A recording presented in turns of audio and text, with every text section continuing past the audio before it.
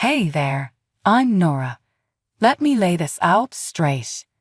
Owning a business isn't for the faint of heart, but it's all I've done since Pops died. The man was a true rags to riches success story. He created an entire sports nutrition juggernaut out of nothing. After he left, it was up to me and my big bro Ryan to keep the ship afloat. He booted to CEO, and I landed in the HR director role. Well, it was early autumn at least. The leaves crisping. You get the gist. A never-ending succession of meetings, decisions, and just general busyness in the life of a busy CTOICEMS. Ryan, you and I were up in his office one morning. Hey, Nora, we have to review this hiring process. This is the big leagues now. We can't be making mistakes. Ryan shuffled through a stack of papers like they were burning hot potatoes. Got it, Ryan. Gun in hand and scribbling notes. I replied, I guess I need to be a little more rigorous with these interviews. Sorry about all the duds. Tara, Ryan's assistant, interrupted our babble when she poked her head into the room. Ryan, your 10 a.m. is here. Ryan nodded. Thanks, Tara. Let's wrap this up, Nora. Remember, quality over quantity. I went to a nearby bar with some buddies at night because after all, the unwind is important too. But life had a curveball saved up. That is where I ran into Noah, a sport reporter, glorified blogger type who was always carrying his camera around. He had that slay smile, told me he knew who I was from an industry bash. You're Nora, right? The nutrition guru. Next time, he murmured, approaching the bar where I sat perched. Guilty as charged. You're Noah, sports talking head who can't handle his booze? After his less than impressive performance at an event, I joked. Noah laughed, his ego intact. Fair call, but let me do something for you. Can I buy you a drink? I was ready to blow him off, but I could not resist. Okay, but make it tasteful. No beer goggle specials. So now neither the alcohol nor my vagabond wasn't making Noah's charm last. He was clever, he knew his shit, but I wasn't in the business of diving and hoping for water to be there. Fast forward a few months and things started to get real.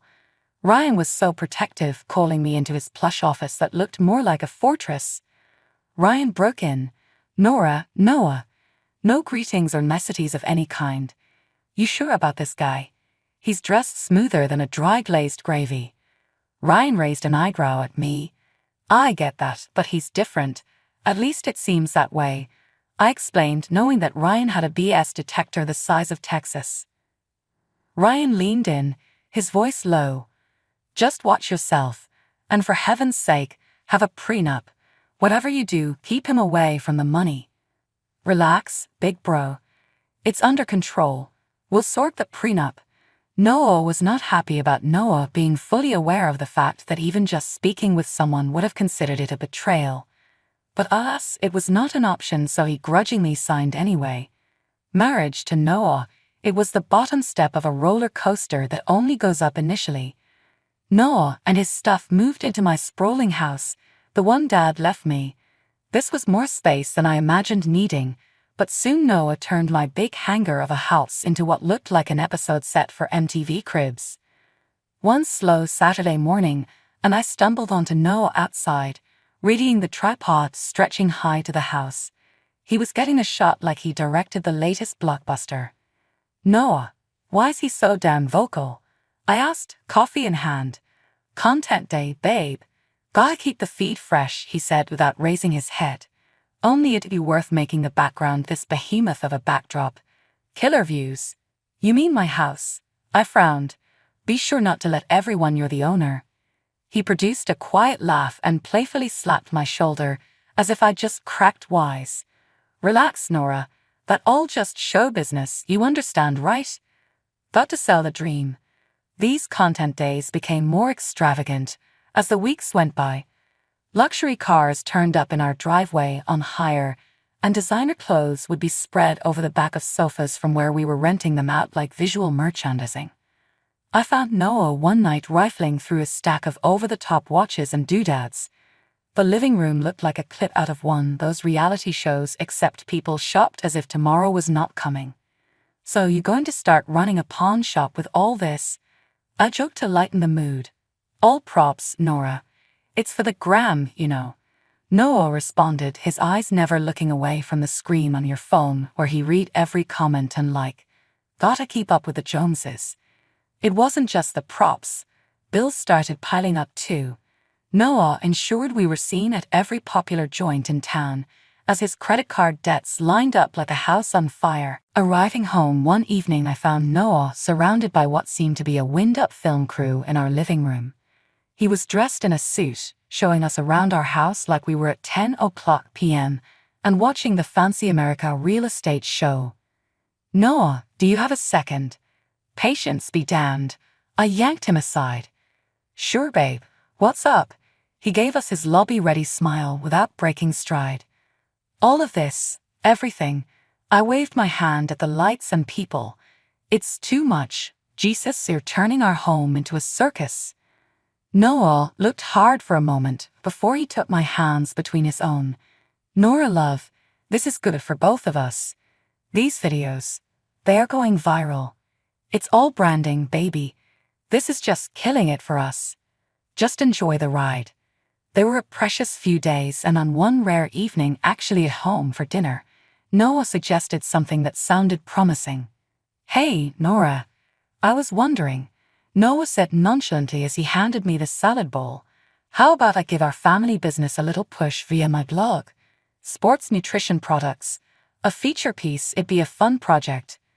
This had piqued my interest, but cautiously so. Success was not really a guaranteed formula for mixing business with pleasure. "Really? Wow, that all sounds good, but how much is this going to cost us?" I asked, as delicately as I could. Noah smiled, making a dismissive wave with his hand as he took another bite. "Oh, come on, it's family. I wouldn't charge you guys. We'll do it for free. The publicity, it makes you wonder, doesn't it?" I was optimistic the next day when I took Noah to visit Ryan in his office and present him with our capital investment pitch. When Noah asked me to come in and take a meeting on this scoop, I assumed this was going to be essentially perfunctory since he had already agreed that the promo we would run as part of compensation for his story services could not cost him anything. Entered Ryan's office with a proud spring in my step at Noah's kind proposal. "Ryan, Noah has an idea to get our product line written up on Prime Blog News." I started off smiling at Noah. Noah gave a self-assured nod and began to speak. "Thanks, Nora.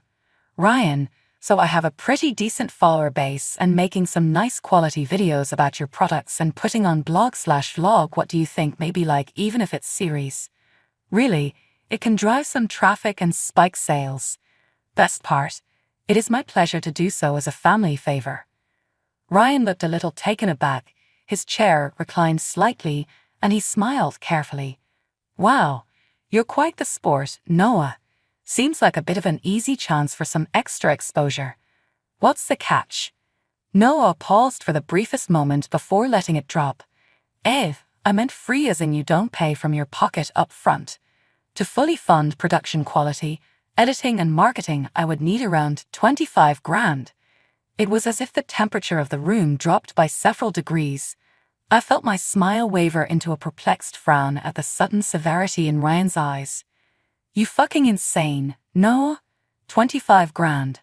I lost, interjecting now this would be free, and while I am horrified to realize how that must sound distantly, Noah was not discouraged. "Sure, free as in I'm not turning a profit on this. And that just covers their costs. It is par for the course with this type of work." The expression on Ryan was unreadable, and he got a response when they went back to talking.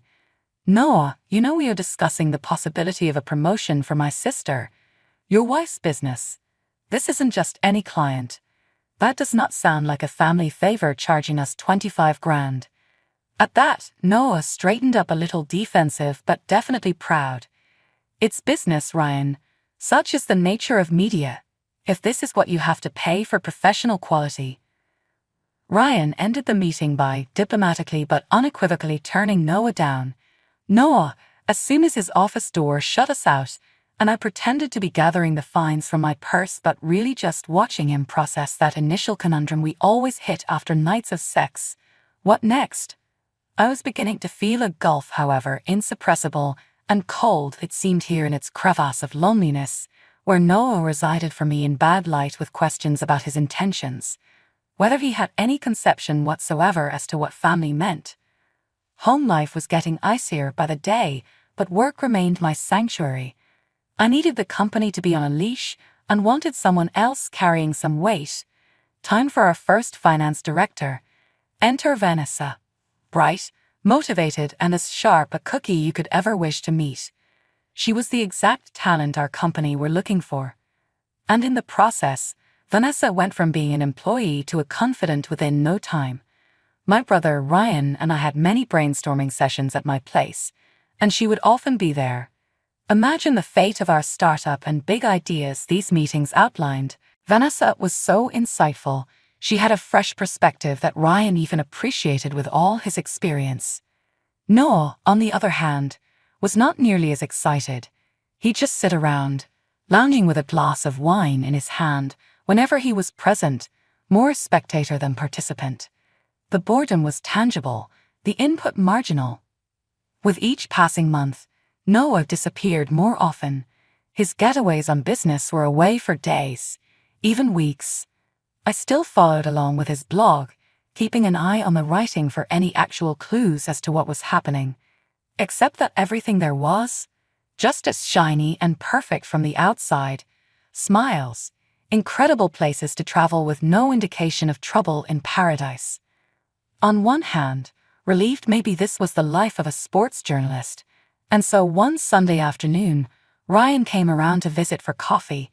We were in the kitchen, a nice quiet dinner for once configure, an infrequent event between us. He did it whilst he was stirring his coffee. Hey Nora, I can tell you and Noah aren't hanging out much anymore. Everything okay? My spoon banged against the mug more force than I intended, as though I was offended by his remark. What do you mean by that, Ryan? You mean because we don't eat dinner as a family every single night? No's busy, I'm busy. We're gonna keep on doing our thing. Ryan waited for a few seconds before he gave another jerky nod. Okay, Nora. Well, don't forget, I'm here if you need to talk about anything. All right. His words were meant to soothe, but instead, they made the pit in my stomach grow. I nodded, forcing a smile. Thanks, Ryan. I know. I'm fine, really. Still, over the weeks as days turned to Noah's sporadic appearances at home, that unease was ever present and festering in my core. Either I was just being paranoid or Noah's journey had more firing going there. One night while I was in bed alone, my mind just could not sleep. Before I even knew what was happening, my phone was in hand, scrolling through old texts and photos of Noah and me. We looked happy, carefree. I missed that. I missed him. It was supposed to be a day of celebration for our company. We had recently crossed an important financial milestone, and Ryan was splurging for the party. Sophisticated decor, an elaborate feast, and prideful chatter filled the air of our plush venue. As the evening wore on, the weight of my earlier decision to confront Noah loomed over me. He had been mingling, camera in hand, seemingly more interested in capturing the perfect shot than celebrating our achievement. Feeling a bit overwhelmed, I stepped out into the quieter foyer to catch my breath. That's when I saw him. Noah, not alone, tucked away behind a half-drawn curtain. My heart skipped as I thought to steal a moment with him, to maybe smooth over the growing rift between us. I moved closer, my steps silent on the plush carpet. The closer I got, the clearer the conversation became. It wasn't just innocent laughter, it was intimate, secretive. My pace slowed, and I stopped just short of revealing myself, hidden by the shadow of the partition. Noah was there with Vanessa, our finance director. His hands were on her, pulling her close in a way that made my stomach churn. Her laughter tinkled through the air, a sound I had come to appreciate for entirely different reasons. And once Nora's money hits our account, we're set, Noah whispered, his words like daggers. We can finally get out of here, buy that house in Mexico, just like we wanted. Vanessa giggled, her voice dripping with contempt. Can you believe how easy it was? She's such a stupid chick, clueless and loaded. Their laughter cut through me, sharp and mocking. My breath caught in my throat, heart pounding with a cocktail of hurt and fury. How long had this been going on? How could I have been so blind? I backed away quietly, ensuring they didn't notice me. My mind raced as I returned to the party, finding Ryan in the crowd. His face was lit up with pride and joy, sharing a joke with some of our top managers. I pulled him aside, my voice a hushed, urgent whisper. Ryan, I need to talk to you. It's urgent. Let's find somewhere private. Once secluded, I spilled everything, every word, every laugh I had overheard. Ryan's face hardened with each detail, his initial shock turning to icy fury. We'll handle this, Nora, he said, his voice low and steady. We'll get auditors to go through the accounts first thing tomorrow. I'll also find a detective. We need solid evidence. His decisiveness was a balm, and his next words were a vow. They won't get away with this. Not against my sister, not against our company. We returned to the party, our faces masks of composure. Inside, I was reeling, but outwardly, I was calm, even as Noah and Vanessa rejoined the group, laughing, oblivious to the storm coming their way. The morning after the party, I was up early, driven by a mix of adrenaline and resolve. I met Ryan at the office before anyone else had arrived. He had already lined up meetings with some of the best auditors in the city and was on the phone trying to secure a reputable private detective. Nora, I've got someone coming in at 9. He's supposed to be one of the best, Ryan said as soon as I walked into his office, his face stern, the lines around his eyes deeper than usual. The auditors arrived, a team of 3, each with a laptop and a briefcase full of what I assumed were tools of their trade. They set up in one of our conference rooms, and Ryan and I briefed them on the situation without going into too many personal details.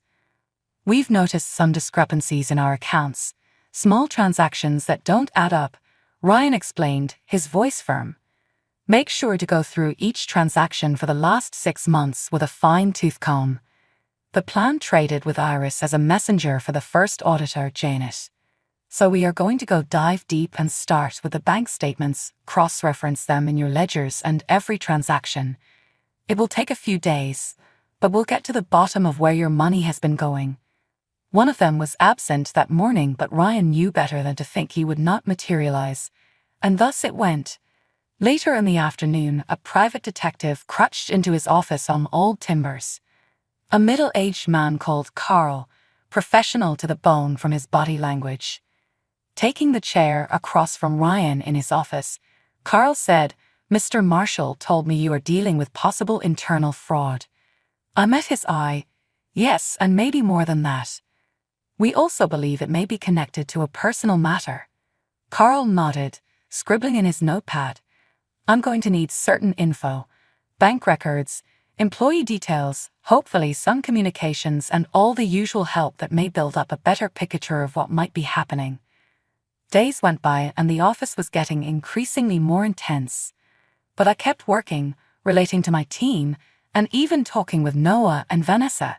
Every interaction felt like walking on glass. Later auditors called us to the conference room and we got that review. And the news was as we had feared. Janet laid it out for us. Detective Windsor tapped her pen on the desk, opened a binder, and released several papers from inside before reading aloud. We found multiple false transactions amounting to just over $2 million, all being siphoned into an account eventually appearing in Mr. Noah Thompson's name after some research. I was stunned, the realization of it all hitting me deep into my gut. But there was more.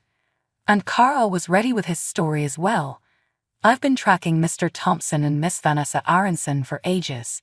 They have been taking care, but it did not take long enough. I have pics of them, receipts for a car he purchased her and jewelry, tons of it. He took out the pictures and placed them on the table one by one, which was a knife to my heart. They have also purchased tickets Mexico. It appears they are planning to depart in 4 months. And this, Carl said, passing her a sheet of paper. Thompson has landed a job at media company in Mexico and through working visa processed for 2 months. I listened, Carl's words adding kindling to the already cold fire in me. Anything else? I asked, my voice steady.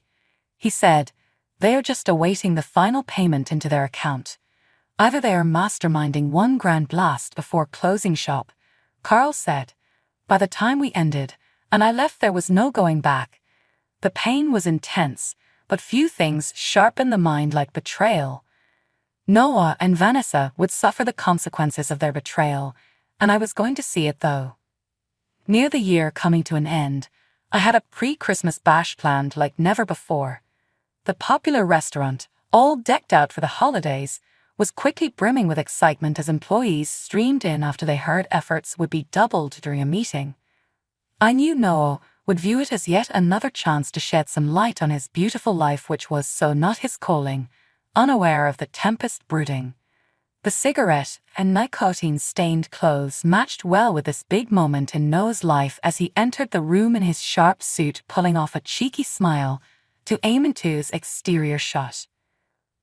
Reporting lived to my if we had one of the most expensive spots in the city celebrating a blessing year, he wrote. Earlier that night, cameras I had installed snuck around and quietly followed at the edge of every moment to be used in service for my deeply rehearsed final scene. After a round of applause for the employee awards, I paused and walked to center stage. And, now for a very special recognition, I continued, my voice trembling but coming out all the same. She was one of our stellar performers and most committed, so I rang Vanessa. Finance Director, Vanessa Aronson, top honor of the year. She walked on stage with me to wild applause. Confused smile on her face as I handed her a gorgeously wrapped box. I nudged Skelly on the shoulder. Open it later, and she nodded as Anne scooped her up with treasure and tow. Stage 3, the grand final. Heart beating against my ribcage, I brought Noah to the podium. I started, and a big thank you to someone that has been in most of life travels with me. My echo filled the room. The room went silent, all eyes on us. Noah basked in the affection, blissfully ignorant. I handed him a similar box. Please open this now. He raised the lid, hands shaking slightly and confusion flitting across his face. He looked up, ashen-faced before he met my gaze, then glanced down at the divorce papers and a pile of photos of him with Vanessa, unmistakable in their show-punny intimacy. The silence was deafening. He looked at me and I saw it dawn on him. The entire thing was being live-fed, still showing his shame in front of everyone. And now, I said, turning to Vanessa, who stood paralyzed and open-mouthed near her seat. Will you please open your present? With a trembling hand, she opened up her package to find the receipts for the luxury car Noah bought her and revealed that he had stolen all of their money from his as well in account statements. As the evidence played out on a massive screen behind me, the room filled with murmurs. To the crowd, I spoke. I loved a man I didn't know, my voice said with astonishment. He and our finance director conspired to not only steal money from this company, but also trust in each other as the foundation of a future together. His voice cracked as he picked up the mic. It was all her idea. Seduced me into this mess. He cried out, his finger trembling as it stretched in the direction of Vanessa. Then Vanessa charged up on stage, her face a twisted mask of fury. You liar. You told me we'd have a real life. As the crowd gasping, she slapped in his face and voice echo of sound. Ryan stepped in front of me and placed a large hand on my shoulder. The police are on their way. And both of you will pay for your crime, he yelled out through the mic. As the police busted in, chaos dominated the room along with Noah and Vanessa found themselves being cuffed up screaming their protests. They were ushered away, and I felt relief but also sorrow, a complicated tangle of emotions in my chest. The tat had gone viral after Noah live-streamed the pre-Christmas event. My phone was going mad, notifications just building and building from the people that had tuned in to watch everything go down. This use case got turned into the recurring advice to start your own blog. I chuckled at that. Me, a blogger. When all of the chips had fallen, it was only then that he would need to face the extensive legal implications. I filed for divorce at once, and since Noah was inescapably caught red-handed, it turned out to be an open and shut case. His deception and betrayal eventually lead to a generous financial settlement in my favor from the court. Vanessa was also arrested by the courts as she had been ensnared in her own web of lies. Over $41,000 later, including investigative expenses and fees for prosecution associated with her case on 2 conspiracy to commit embezzlement charges. She pleaded guilty to embezzling funds through the use of a computer network, handed every single dollar back over less a few $100 fund deposits by another tenant that fell under Alcyon personal property leased right before 1998 was stolen, and saw what professional credentials remained slip away just past midnight tonight. Prohibited from serving in any substantial corporate role, she was effectively out of a job. Noah's life decompensated. The Mexican media company, who found out about his transgressions, cancelled some of the contracts he had signed because they claimed that it violated a morality clause. Even other agencies and networks were reluctant to connect themselves with such a public pariah. As fans jumped ship, his subscriber count plummeted, and he soon found himself closing up shop on a blog that was no longer paying the bills. A few weeks after the trial, I heard a knock on my door one night. Noah came in, looking worse for wear. His face was worn and his eyes begged. "Nora, I'm so sorry. I was mistaken, so unbelievably incorrect. Can we talk?" It cracked with desperation. Standing in the cool evening breeze, I thought of a man I had once adored. "Talk? Noah, there is nothing you can say or do to me after all that I have heard and seen. Nothing." My voice was steady but strong. "But I've lost everything. I need help. Nora, please," he begged as if stepping towards her.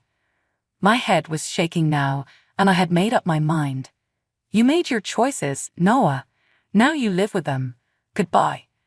I softly but firmly shut the door, ending any more pleading. I turned around, collected myself. I felt powerful again. It was over. I was free from his deceit. Ryan and I grew strong in spirits once again, and we set our successful company out on fresh new paths. There was all this amazing support from the community, and eventually, I did begin that blog. Noah, I learned, left town an empty shell of what he used to be in search for a clean slate. I did not want him to have bad, but he is a story, concluded and stuck in the vault of shit lived through.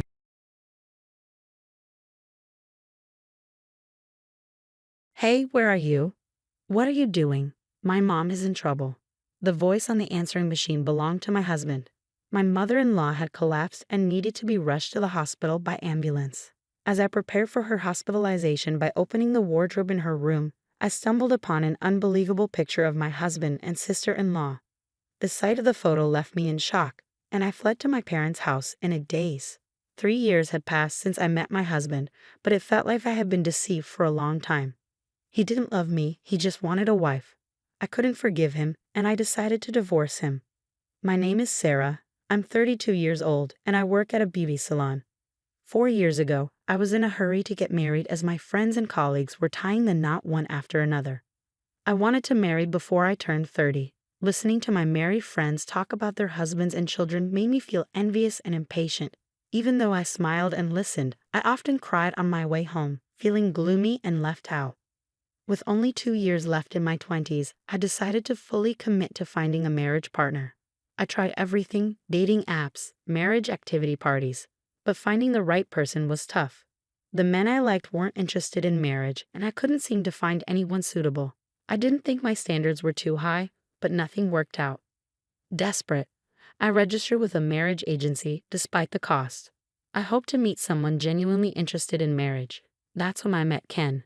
He was 5 years older than me, refreshingly handsome, and worked at a prestigious company. From the moment I saw his profile, I felt he was the one. Ken wanted to get married as soon as possible, just like me. When we first met, he was exactly as his profile described, polite and nice. I shared with him that I had little education or work experience but enjoyed housework. Ken smiled and said he was too busy with work to take care of the house. So he wanted to marry someone like me. I was flattered and thrilled. Ken lived alone with his mother, who had a chronic illness, and he explained that she would need to live with us if we got married. I was surprised but appreciated his honesty. Working in a beauty salon, I was used to dealing with older women and felt confident about living with my future mother-in-law. I wanted to know Ken better, and as we went on more dates, my feelings for him deepened. Eventually, I met Ken's mother. She was petite and charming, and we hit it off immediately, sharing a love for sweets. "Sarah, you're too good for Ken. You don't need to worry about living with me. I have a chronic illness, but I don't need nursing care. Next time, let's go out for parfait instead of this nice restaurant," she said warmly. Living with her no longer seemed daunting. Ken and I began dating with marriage in mind, and despite his busy schedule, he always made time for me. We traveled together and spent quality time with each other. My impression of him remained positive. He was as refreshing as when we first met. Ken's mother and I became good friends, often going out for sweets together. Despite her illness, she was full of energy. Sometimes, I even forgot the age difference between us. She confided in me about her past, including her 2 divorces and the challenges she faced. After dating for about 6 months, Ken and I got married.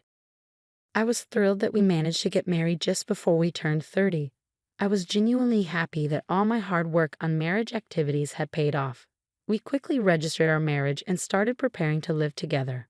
Then, one day, my husband told me there was something important he needed to discuss with me. I felt a bit uneasy, wondering what it could be. "I never told you this before, but I have a sister, Hannah, who is not related to me by blood," he said. At first, I didn't quite understand. Hannah was my husband's stepfather's daughter. My mother-in-law and father-in-law had divorced 5 years ago, and my father-in-law had since passed away. Hannah had no family. My mother-in-law and Hannah didn't get along well, so she never visited. However, my husband was worried about Hannah, who had no family, and kept in touch with her. "I'd like to invite her to the wedding, but my mom is against it. Still, Hannah means a lot to me, and I want you to meet her at least once," he explained. I was curious about what kind of person my kind mother-in-law could dislike so much. But seeing how much my husband cared about his family, I agreed to meet her. "Nice to meet you, Sarah. I'm Hannah," she said. She was beautiful and had a flamboyant look. She worked at a bar, and I couldn't understand why my mother-in-law disliked her. Hannah was pleasant and made our meeting enjoyable. When Ken was in middle school and I was in high school, we started living together. "Isn't it like a comic book, suddenly becoming a family?" she said, reminiscing about their past.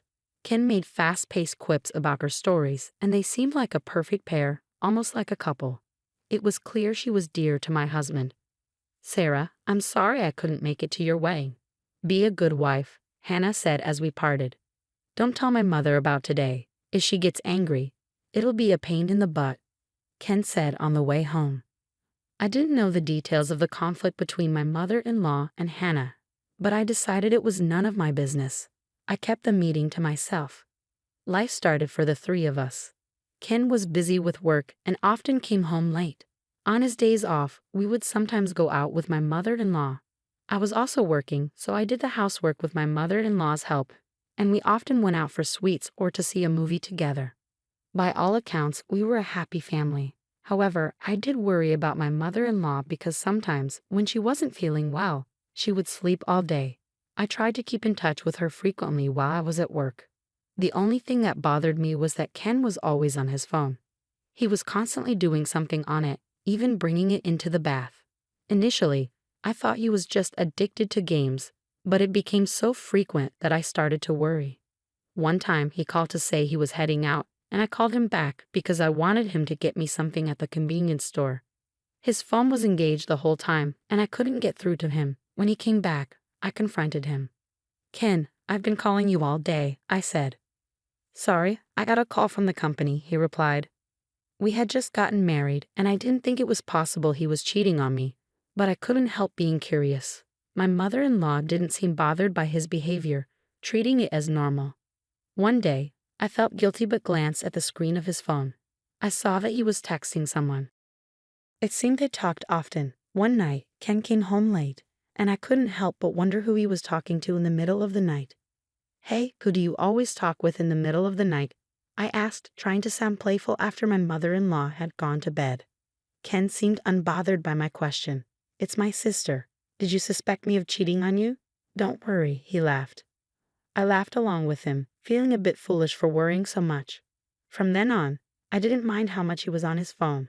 But he was always busy with work and didn't have much time for me. I felt a bit uncomfortable with him spending nearly all his free time talking to Hannah.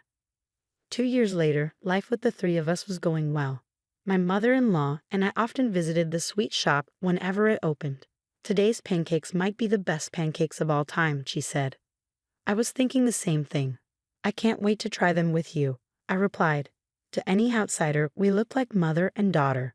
I never felt self-conscious about living together, and I loved my mother-in-law. Ken was still busy with work and came home late, always glued to his phone. I had gotten used to it and didn't say anything. I wasn't asking him to do the housework, but I did have small complaints. If he had time to contact Hannah, he could at least put his socks in the laundry. However, when Ken had time off, he made sure to spend it with us, never forgetting to celebrate our wedding anniversary or my birthday. Despite the small complaints, we were a happy family. Then one day, my mother-in-law was sick and spent the day in bed. I was worried and checked on her several times. She seemed to sleep quietly during the day. But in the evening, she complained, "Sarah, I'm in pain." She was breathing hard. I called an ambulance in a hurry, and it arrived immediately. I rode with her to the hospital. I was relieved to find out that she wasn't in critical condition. I called Ken to let him know she would be hospitalized for a while. He left work early to come to the hospital, and I went home to pack for a few days' stay with her. When I returned home, I opened the wardrobe in my mother-in-law's room to find her insurance card and personal seal. She had said they were in the top drawer, but I couldn't find them. So I opened the bottom drawer and found a small box.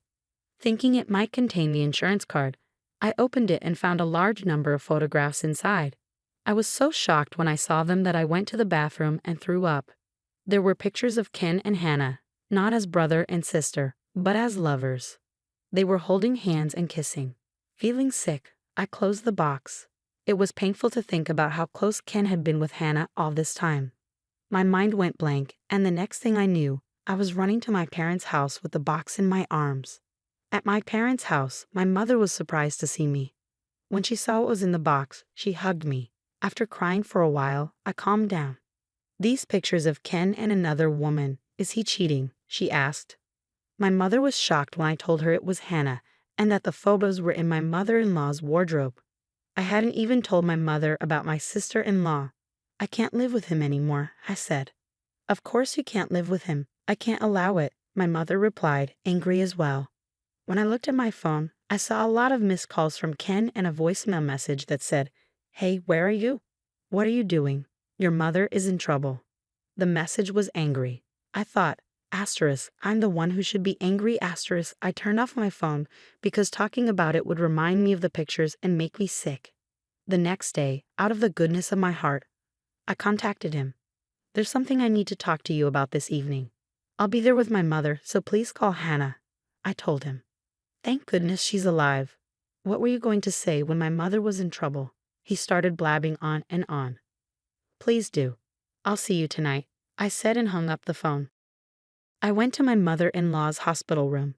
She looked at me happily and called my name. "I'm sorry you're not feeling well, mother-in-law, but I need to hear the truth," I said, opening the box I found in her wardrobe and showing it to her, her eyes filled with tears. "Sarah, I am so sorry," she began.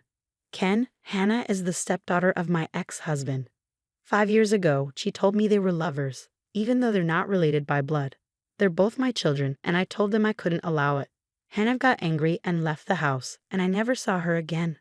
I should have told you, but those are old photos.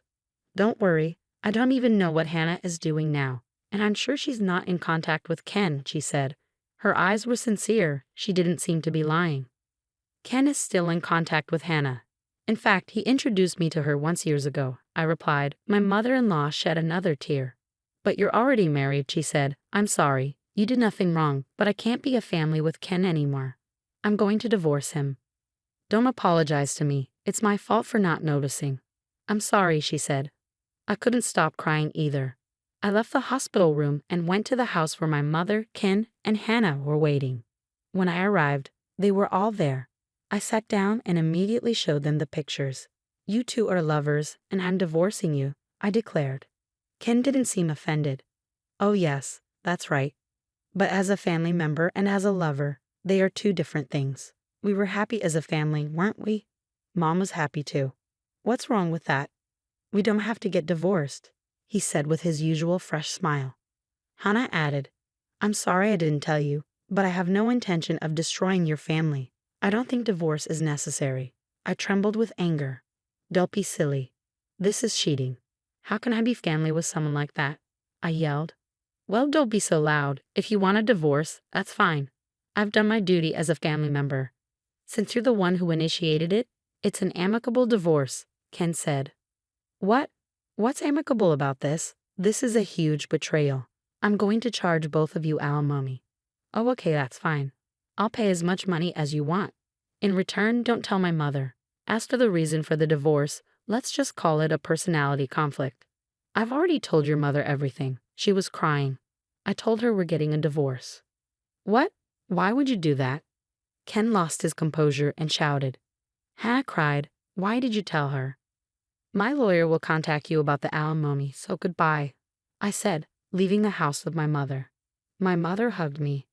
You did a great job, she said. I cried loudly into her chest. Now I knew that Ken never cared about me. He just wanted a wife to reassure his mother. I wanted to marry him too, and maybe we were happy as a family. But I can't forgive myself for not knowing I had been betrayed since the beginning. I'm glad I realized it now and was able to get a divorce. Later, through my lawyer, the divorce was successfully finalized. I requested alimony from Ken and Hannah, but Hannah didn't have any money and was angry at Ken for only paying his share. Their relationship deteriorated, and they decided to separate. Hannah started working lunch and dinner shifts at the bar where she originally worked to pay the alimony. After she was discharged from a hospital, my mother-in-law was angry with Ken and told him that if he saw Hannah even once in the future, she would cut ties with him. My mother-in-law and I still keep in touch and occasionally go out for sweets. I'm relieved that she is out of the hospital and seems to be in good health. I now live with my parents and am busy preparing for the reopening of the beauty salon where I used to work. When things settle down a bit more, I'll start living alone again. I'm no longer envious when I hear about my friends who are married. Until the day comes when I meet someone wonderful again, I'll keep working hard.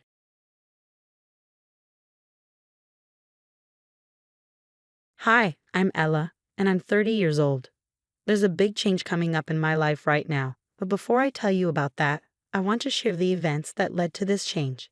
This story centers around two main characters, my husband Danny and my mother-in-law Kim. Danny and I met through a dating app. At the time, I wasn't interested in a relationship at all. I had been on so many dates that I had given up hope of ever finding someone to settle down with. But that changed when I met Danny. From our first text exchange, I knew there was something different about him. He asked interesting, non-intrusive questions and kept the conversation flowing effortlessly. We would text until the early hours of the morning because we always had so much to talk about. When we finally met in person, I was worried the spark we had over text would vanish and the date would be awkward. But as soon as we started talking, it felt just like it did over text. Our first date was followed by many more, where we spent hours together without realizing how much time had passed. After dating for around 2 years, we decided to throw caution to the wind and get married. It might seem like a short time to some, but when you know, you know. We both felt it in our souls that we were meant for each other. Our relationship had been the most amazing thing that had ever happened to me. I wasn't going to let that go. We had a small, intimate wedding with only those closest to us. Everything was perfect until the reception. Danny's mother, Kim, approached us. Although I was cautious, she seemed surprisingly nice, which was odd given her history of treating me poorly. We soon found out why she was being so nice. She tried to spill her wine on my dress to ruin it. Thankfully, Danny had quick reflexes and pulled me away before any wine touched my dress. We didn't confront her but quickly moved away and socialized with the rest of our guests. However, the night was somewhat ruined because we were paranoid that Kim would try to harm me again. You might be wondering why Kim tried to do that. Let me tell you about our complicated relationship. From the moment I met her, she seemed to hate me and made it abundantly clear. When Danny first introduced me to her, she loudly gasped and said my ugliness took her by surprise. While I knew I didn't fit conventional beauty standards, being called ugly outright was hurtful. During the rest of that meeting, she continued to insult me, and I didn't say a word back because who would confront their partner's parents? But Danny had my back. In the middle of that meal, he got up, paid for our portion, and we left. Kim didn't take that well and bombarded him with calls and messages. Danny made it clear to her that if she didn't respect me, he wouldn't stay in contact with her. I felt terrible about what I was doing to Danny's relationship with his mom. They had been very close, and she had single-handedly raised him. I had a huge breakdown about it, and Danny was there for me. Did I actually do something wrong to your mother? Did I say something I shouldn't have? Did I dress wrong? I asked him. No, darling, not at all. I don't even know why she's behaving this way, he replied. I wouldn't mind her treating me this way, but it's affecting your relationship with her, and I don't like that, I said. Listen to me, Ella. Unless you actually did something wrong, I don't see any reason why I should continue to be nice to my mother, he reassured me. But she's your only family. You can't let me get in between that. You'll be my new family then. My mother needs to apologize for what she did, and only then will I be nice to her. You don't have to worry about a thing. Thank you so much for being on my side in all this, Danny. Of course, honey. I love you, and you've been nothing but super nice about this whole thing. But you need to stop thinking that you're the one causing all this. This is just bringing out my mother's true colors, and I'm not liking what I'm seeing. It was really comforting to have Danny on my side. He reassured me every time he and Kim fought about their lack of communication. Kim's hatred for me only grew over the next few years. Every time we met, which was only on holidays, she tried to hurt me. Danny always stood between us. But that never stopped her from trying to get to me.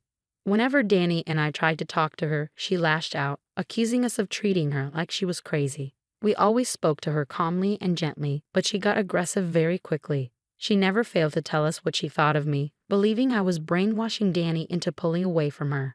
She even thought I was blackmailing him to leave her so I could have him all to myself. Of course, Danny never stayed quiet about it. He constantly fought for me, telling her on many occasions to leave us alone. He even blocked her on every platform so she couldn't contact us. But Kim was relentless. She showed up at our house and demanded that Danny speak to her. We had a huge argument at our doorstep, which escalated into a screaming match between Danny and Kim, loud enough that our neighbors started tuning in. I calmly and politely asked Kim to leave and suggested we talk about it over the phone once we'd all calmed down. Instead of listening, she shoved me aside forcefully and told me to shut up. Danny saw red and called the police, asking them to escort her off our property because she refused to leave. Kim cried and screamed, not expecting Danny to call the cops on her. She tried to put her hands on me again, blaming me for changing Danny, but Danny stood between us, preventing her from harming me. The cops arrived just in time to see her trying to strangle me and quickly held her back and escorted her away. After that, Danny and I decided to file a restraining order against her. It was a tough decision, but we had no other choice.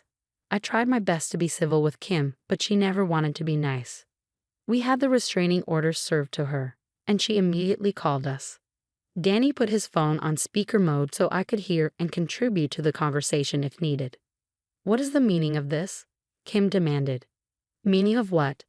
Danny replied. This restraining order. Kim, you know you've been unnecessarily aggressive towards Ella these past few months. You've shown up at our doorstep and tried to assault her. So you're the reason my son sent me this restraining order. You poisoned his mind with all these awful things. She did no such thing. You've been horrible to deal with, Danny interjected. What kind of son is comfortable sending his own mother an order restricting her access to him? Kim continued. What kind of mother tries to strangle her son's wife? Danny shot back. Stay out of our lives, or I will make things worse for you. I'm sorry it has come to this, but if you change your behavior, we will resign the order. Wow, you create the problem and then try to get all the recognition for solving it. I don't want any of your apologies. I will ruin you, just you wait and watch. That's enough now. Goodbye, Danny said firmly. It was disappointing to hear Kim still be so rude. What would it take for her to learn to be nice?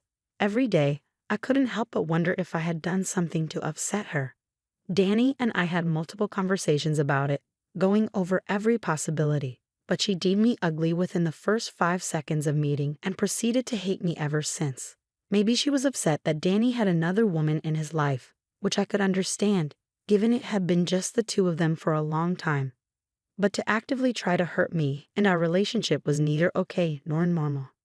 I suggested therapy to her on several occasions over the years, but she always said she was fine and that the only thing that would fix her was me getting out of her and Danny's life. Of course, there was no way I was leaving Danny's life, and even if I wanted to, he would never have let me leave for that reason. We tried our best to be civil with Kim, but it didn't work. She took to telling the rest of Danny's family about my supposed evil doings, and Danny ended up getting a lot of concerned calls. Even though Danny handled the situation, it surprised me how easily Kim managed to convince everyone of her beliefs. Either she was very influential in the family or she was just really good at lying. My bets were on the latter. After she received the restraining order, she stopped coming by our place, although I did catch her loitering just outside our house. She would just stand there and watch our house. Seeing someone just standing there and staring can be quite creepy. Danny and I called the police several times, but somehow she always managed to disappear before they arrived. Eventually, she stopped showing up, and we thought we were finally free. Then our mail began disappearing. Many things I ordered in letters from my family never arrived. Whenever I checked the mailbox, the mail was gone. It was really frustrating because I was missing out on beautiful letters from my family and none of my orders were being refunded, despite delivery confirmations. Danny and I suspected Kim was behind it. We knew she was bitter and angry with us. We didn't agree with her methods and didn't want to engage with her. If she thought this would get us to talk to her, she was wrong. Instead, we bought a noticeable camera and attached it to the mailbox with a note stating that the area was under surveillance. Sure enough, we saw Kim standing in her usual spot and staring at the house when we were at work. Then she approached the mailbox, read the note, and turned away. We didn't say anything because at least she seemed to take the note seriously. One day, I was at work when I got a call from Kim. She was blocked on my phone, but she called my company and had them get me on the line. I didn't even want to know how she found out where I worked because it would have only made me more paranoid. Hi, Ella. Kim, why are you calling me? Oh, I just wanted to let you know about something I did. Okay. These past few months, all I could think about was how much I hated you for ruining my relationship with my son. First of all, that's very unhealthy. Secondly, I didn't do any of that. You did that to yourself by hating me so much and trying to ruin your son's relationship because of that hatred. I'm not done, Ella. I really don't have time for this. Oh, you will definitely have time for this when I tell you what I did. Like I said, I was so consumed by my thoughts that one day it hit me. I didn't have to get near you to hurt you. Kim, what did you do? Nothing too big for me, really. I just happened to walk by your place when I saw your car parked by the sidewalk. I had my keys in my hand, and next thing I knew, I was scratching up your car real good like a mad person with them. Here, let me send you a couple of pictures. I was confused because from where I was sitting by the window, I could clearly see my car parked there. I knew that Danny wasn't home either, and we both had distinctly different cars. So if neither of our cars was there, whose car was it and why was it parked by our place? My questions were answered when I received the pictures Kim had emailed me. Considering she was blocked everywhere else, the car was indeed scratched up really well, but it wasn't mine. I took a closer look at the number plate and instantly recognized whose car it was. It belonged to Senator John. We had a senator who lived in our neighborhood, known for being able to get away with small things like bad parking. Although he was genuinely a nice guy, everyone liked him and no one complained. In fact, Danny and he were quite amicable. If there was one thing I knew about John, it was that he took his cars very seriously. That man never had a speck of dirt on his cars, and he had fired multiple people who washed them because they didn't clean them well enough. It was no surprise that he was going to lose his mind when he saw his car all scratched up. I was upset that Kim had gone so far, but I knew this was going to be her true learning moment. I took a couple of pictures of my car sitting in the parking lot and sent them to her. What? Cat got your tongue. I really don't know what to say. Kim, of course you don't. This is definitely beyond anything you could have imagined. I told you I would ruin you, and this is just the beginning. Oh, and listen, I hear the police coming down the street. I don't know how to tell you this, but that's not my car. What? Don't lie to me. If this is your way of trying to make me feel bad, it's not going to work. No, seriously, my car is parked at work. I took a couple of pictures and sent them to you. Why don't we take a look? But, whose car did I scratch? That would be the senator's car. Senator John, who, by the way, is very particular about his cars. What?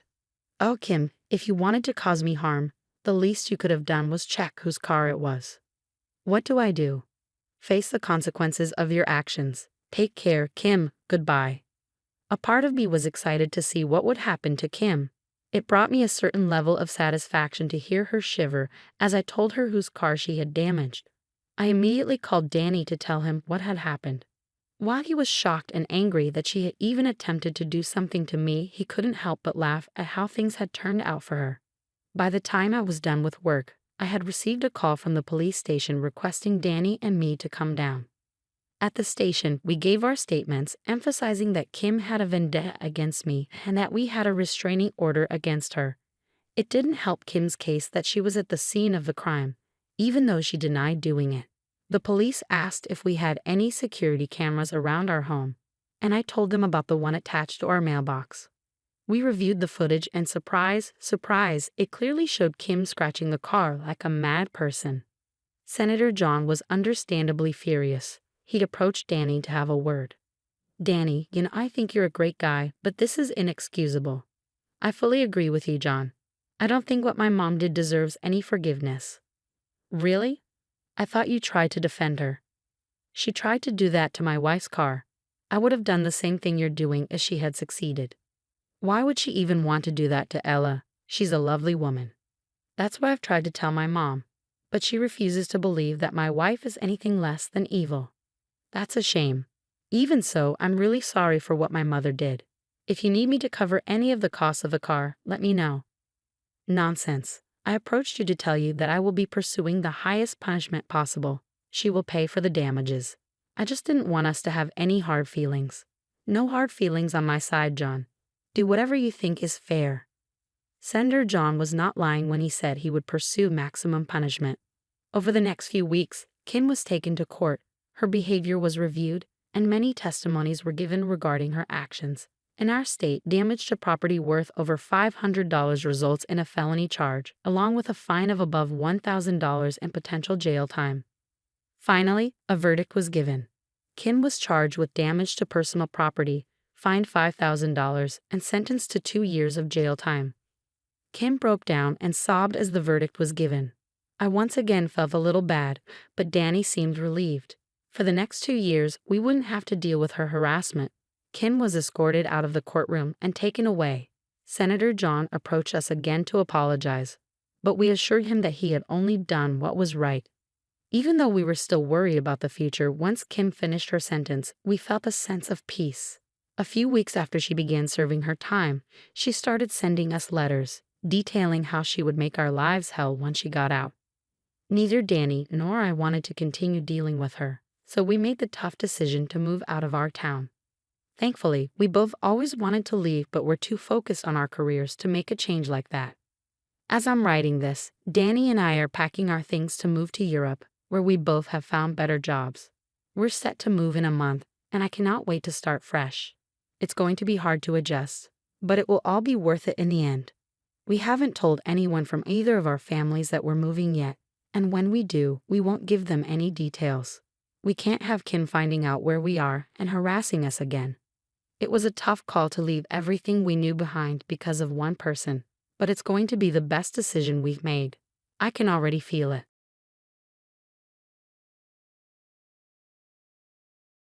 When I go to my eldest son Liam's house for Christmas, I am treated like a maid. Liam, my husband's child from a previous marriage, and I never got along well. Despite my efforts to be recognized as a mother, Liam never accepted me. He seemed happy to have someone to do all the housework, allowing him and his wife, Ava, to relax. Hearing them laugh about it left me feeling hopeless, but soon my sadness turned into anger. Why should I do housework for these people? I decided to stop and get my revenge. I'm Isabella, 81 years old, living alone. I got married at 37, having been all about work with no love life until my father introduced me to someone. My father, a wealthy man with many real estate properties, introduced me to a kind man from the real estate company he used. Although he had been divorced, I couldn't refuse because he was so kind. Concerned about my age and my parents' worries, I seized the opportunity. My husband was very friendly, and despite being surprised by his divorce, I admired how he was raising 2 young sons as a single father. We got along well and started dating, but we couldn't go on many dates because of his kids. Instead, I often cooked and ate with them at his house. His second son, Noah, quickly took a liking to me. He was a charming boy, always smiling and talking. However, Liam remained distant and barely responded when I talked to him.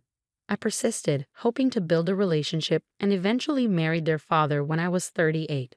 I tried to bond with the sons like a real mother, attending their sports events and cheering for them. Despite having no children of my own, I did my best as a parent. However, Liam's coldness persisted, and our relationship only worsened over time. Liam's rebellious behavior, failing a prestigious high school entrance exam, and subsequent delinquency created a rift between us. He would stay out late and come home in the middle of the night.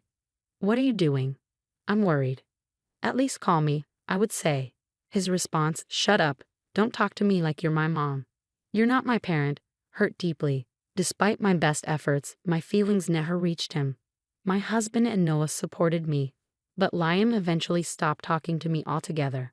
He left home for college and never returned, except for occasional contact through my husband or Noah. Both sons eventually moved on to college, jobs, and marriage, starting their own lives.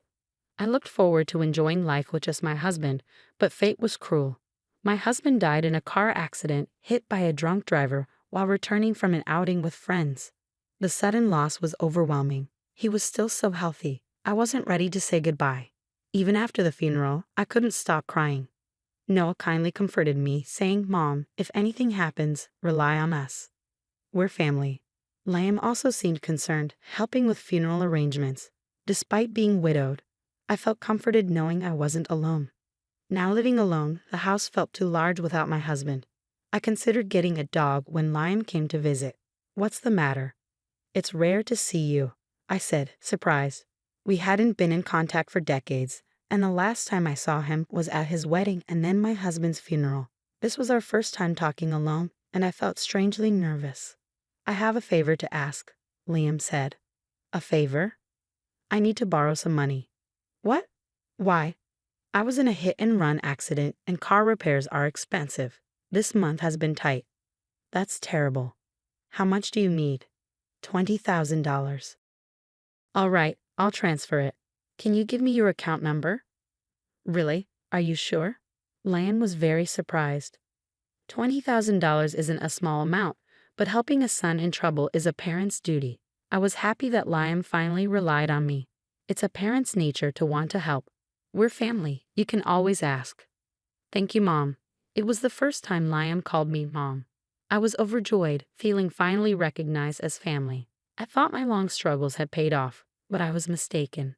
In December, Liam called, "Mom, would you like to come over for Christmas?" "Really? Can I?" "Of course. Dad's gone and you're alone, right? You should spend it at our place." I was moved. The once rebellious Liam was now so considerate. I was deeply touched that Liam, who had been troublesome since high school, had grown so much. I eagerly accepted the invitation and prepared for my visit. I decided to stay from the 22nd to the 26th. I asked several times if it was too long, but he cheerfully assured me it was fine, so I took Liam at his word. Liam and Ava lived in an apartment. My first visit to Liam's place revealed a 2-room home that felt cluttered despite its spaciousness. "So this is where you live. Is this the first time you've been here, Mom? It's been a while since you've seen Ava, right?" "Isabella, it's been since the funeral." Ava wore exaggerated false eyelashes and heavy makeup. looking much younger than her late 50s, more so than at the funeral. Sorry to ask, but could you sleep in the living room? There's a sofa. Oh, okay. I was surprised by this unexpected turn of events. The house was small and lacked guest blankets. Staying here for days, I couldn't hide my confusion. However, Liam and Ava seemed completely unbothered. Then Liam said to me, "We really wanted to eat your cooking, Isabella. Can you make something?" I've heard Isabella's cooking is delicious and I wanted to try it too. Of course. Can I use whatever's in the fridge? Oh, right ahead. I was flustered to be asked to cook but also thrilled.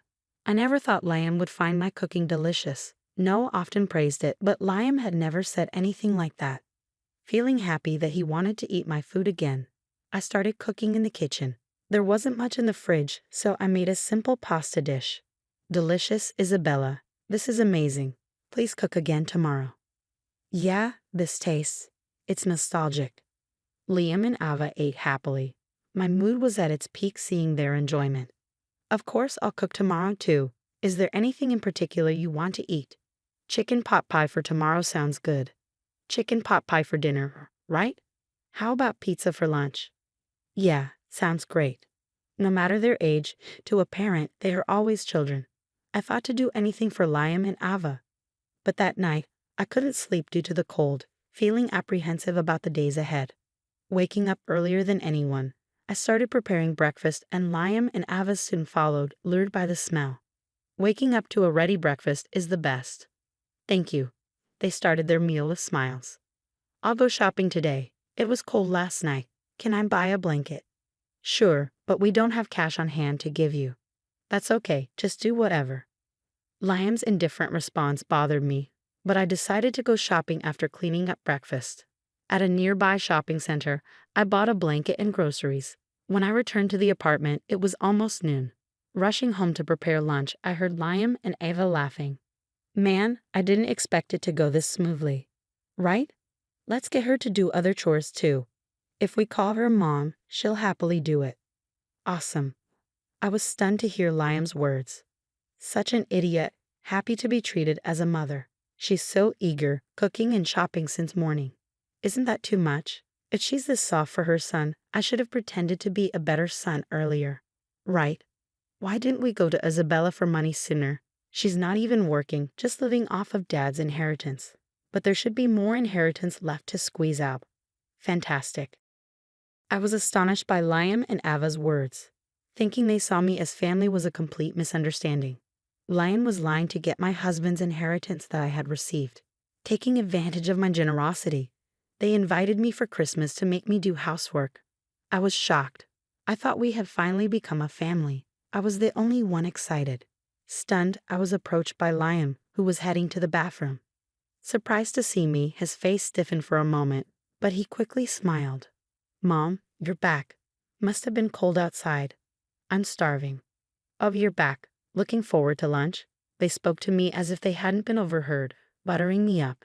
Still confused, I followed Liam's lead to the kitchen and began preparing the meal. They didn't help, just started eating as soon as I served the food. Oh, this is delicious. Thank you, Mom. You've always been good at housework. Could you do the laundry and cleaning too? As you can see, Ava is not good at it. Yeah, it's hard keeping up with housework. When I worked part-time every day, the living room was cluttered with discarded clothes and empty plastic bottles. Far from sanitary. But now that you're off, you can do it, right? No, I really can't tidy up. Then let's do it together. Housework is easy once you get used to it. I have other things I want to do today. Mom, please, we're family, right? I just want to relax for Christmas. Liam spoke as if he were pleading, but I knew it was all an act. Why should I be the one to serve Liam and Ava? I couldn't accept it, yet if I refused now, it might create an unbridgeable gap between us. Maybe it's better if they're a bit selfish. Family, I decided to think that way. All right, but I'd like you to help me a little. Yes, thank you, Mom. In the end, they didn't help me at all with the housework. Instead, their behavior became increasingly arrogant. On Christmas Eve, Liam and Ava started drinking from noon, laughing stupidly while watching TV. Mom, is dinner ready yet? You're slow. Hey, did you wash this shirt yesterday? I wanted to wear it today. Mom, bring me a beer. I want some appetizers. They just lounge on the sofa, treating me like a servant. Why am I doing housework for these people? This isn't how families should treat each other. I had reached my limit and spoke to them. Why don't you stop drinking from noon and do some cleaning? I'm not the only one who should be doing housework. Drunk, Liam and Ava glared at me fiercely. What? Shut up, you old hag. Don't talk back. Right, tell her more. You should be grateful we're even acknowledging you as family, you blood-unrelated old woman. Show your gratitude through housework. It's better than being alone at home, right? Be thankful to us. Liam and Ava were completely mocking me. At that moment, my feelings for Liam disappeared. Why had I been so desperate to become family with such people? It's better to be alone than to be family with them. I have Noah. I don't want to live being looked down upon and used by these people. Unaware of my feelings, they continued to order me around. Can we order steak for Christmas? For Christmas, it's got to be appetizers, right? Order some appetizers and a roast turkey too, please. Without even looking at me, they spoke. I had an idea for a little revenge. Understood. I ordered appetizers and a roast turkey for delivery. Delivery culture has become widespread. Even high-end restaurants do it now. It's convenient to eat high-end appetizers and roast turkey at home. I ordered the most expensive ones, totaling $3,000, of course, cash on delivery. Then, leaving a note saying, I'm going back to my house, I returned to my own home. 5 hours later, back at my house, Liam called me as I was having a quiet dinner. Hello. Hey, why did you just leave? Seems he finally realized my revenge. I suppressed a smile and coughed to stay calm. Leave? I'm just going back to my own house. Why do I need permission? Don't talk back. More importantly, why are the appetizers and roast turkey $3,000? How can we afford that? It's from a nice place. I splurged for Christmas. Trying not to laugh, I spoke, and Liam and Ava's voices got louder. They must be red-faced and angry now. We didn't ask you to order something that expensive. Then you should have ordered it yourselves. I just ordered what I thought was good since you asked me to. Why would you order something so expensive, you idiot? What's wrong with your sense of money being so poor? Just come back and pay now. No way. It's dangerous for an old person to walk alone at night. I avoid going out after dark. What? Are you kidding? We're cutting ties with you. Okay. Yeah, isn't it sad to be alone on Christmas? We're kindly offering to spend it with you, and you waste our consideration. How rude. Liam and Ava threatened to cut ties with me, using the bond of family. In the past, their threats would have shaken me, but now it didn't matter. I'd rather be alone than spend time with people who use family affection to treat me like a servant. It's fine with me. Let's cut ties then. Are you sure? A poor person with only dad's inheritance? Don't come to us for money when you're in trouble. Even if you ask, we won't lend you any. Just so you know, we're not going to take care of you either. Noah doesn't live nearby, right? So if you need care, there's no one to look after you. Poor thing with no money and no one to care for you. Liam and Ava seemed to think they were in a position of advantage. They always misunderstood that I was poor in my old age, unable to work, and burdened with medical and care expenses. They thought threatening not to support me would make me comply. But it was irrelevant to me because I had enough money to give my son $20,000 just like that. Feeling sorry for them, I decided to tell Liam the truth before cutting ties. You keep saying I'm poor, but I'm not struggling with money.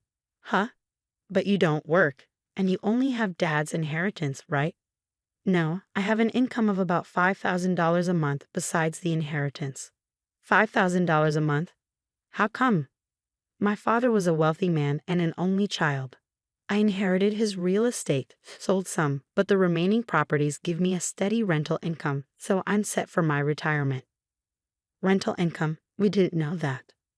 Well, of course, we hardly ever spoke, did we? True, Noah lives far away and can't take care of me in my old age, but with money, I can hire facilities or home health aides. I never intended to burden my sons with my care. I've saved enough to not be a burden in my old age. By the way, since we're cutting ties, I'll leave the inheritance only to Noah. I should write it in a will. Maybe it's time to start end-of-life planning. Wait, hold on. It's unfair for only Noah to inherit. I'm your son too. Huh? Aren't you a stranger now that we've cut ties? Who are you? Don't mess around. How can you call your son a stranger? Heartless. Huh. I thought the one who treated their mother like a servant and tried to get her inheritance was heartless. How do you know that? You thought I hadn't heard? Silly. Anyway, we're strangers now. Goodbye. Wait, I can't pay the $3,000. Help me. Liam kept shouting something, but I ignored it and hung up. Then I blocked his number. My revenge worked perfectly. Life isn't so sweet that you can dump chores on others and enjoy all the benefits. They should regret how they treated me a little. After that, I blocked Liam's number and got into a taxi. I knew Liam and Ava would soon come here. I couldn't have a peaceful Christmas if they did, so I decided to go to a distant cottage and spend Christmas alone. 5 days later, when I returned home, Liam and Ava were standing there. Oh, finally back. Hey, what are you doing in front of someone's house? Are you some kind of stalker? Pretending to be a stranger, I entered my house.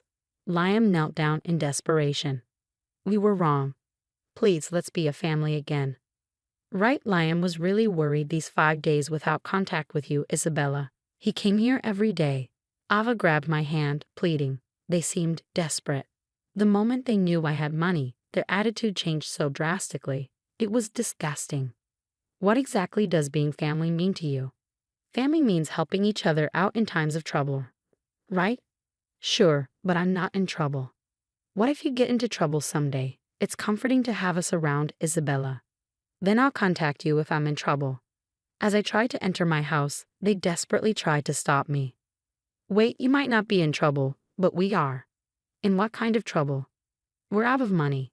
Really? That's tough. Work hard. Is that all? Shouldn't there be more of a reaction?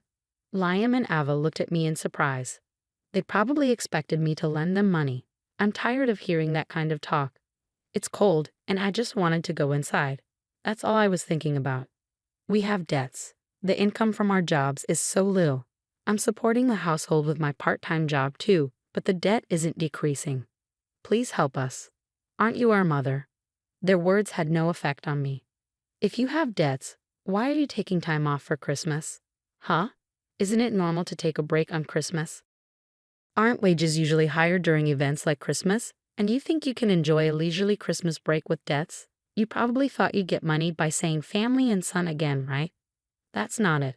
Then earn it desperately. You're in your 50s, still of an age to earn. If you're desperate enough, you can repay your debts. It's impossible. We can't just. Stop being so dependent. It's embarrassing at over 50. As a family, I'm telling you, you're too reliant on others, only thinking about taking the easy way out. Liam and Ava probably didn't expect to be lectured by me. They were wide-eyed in surprise. You can't go on like this. As a family, I care about you, so I'll be strict. I won't provide any financial support from now on. What? Earn your own money. Ignoring the speechless Liam and Ava, I entered my house. A parent isn't just there to spoil their children. As a parent, I believe it's my role to guide them on the right path, even if it means being tough. I've resolved not to indulge Liam just because he's family. Afterward, I received no contact from Liam. I heard from Noah that Liam had gotten into gambling and debt. After being rejected by me, he went to Noah for money but was firmly turned down. I can't afford to give money to someone who just wants to gamble. I have children to take care of. Noah's words were completely reasonable. Eventually, Liam and Ava couldn't stop gambling, and their debts increased. Once, I passed by their house and saw a scary-looking person demanding money.